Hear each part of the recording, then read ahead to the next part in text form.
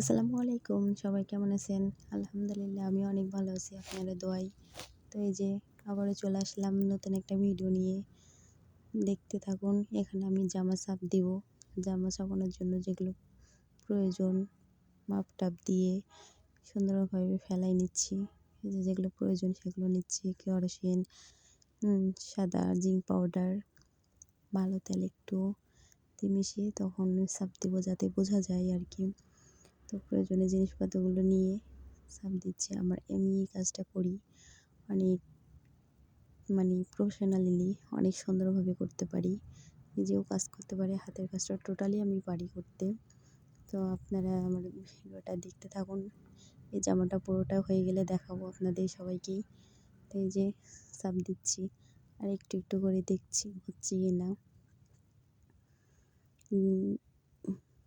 জামাটা চাপানোর পরে অনেক সুন্দর লাগবে, যেহেতু একই কালার সুতা দিয়ে কাজ করা হবে।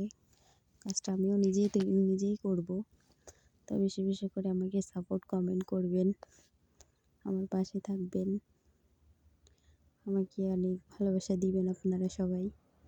এই যে অনেক সুন্দর লাগছে নিচেরটা। এরপর গলাটা ছাপ দিব। এই যে এখন গলাটা ছাপ দিচ্ছি। গলাটা ছাপানোর পরে গলাটাও দেখতে অনেক সুন্দর লাগবে। তো আমি এটা নিজে যেহেতু ডিজাইনার, তো কোথায় কীভাবে কী করলে ভালো লাগবে সেটা আমি খুব সুন্দরভাবে করতে জানি। তো এই যে এটা হাত, এই যে ফুল জামা। তো বেশি করে আমাকে সাপোর্ট করবেন, শেয়ার করবেন। ভালো থাকবেন। আল্লাহ হাফেজ।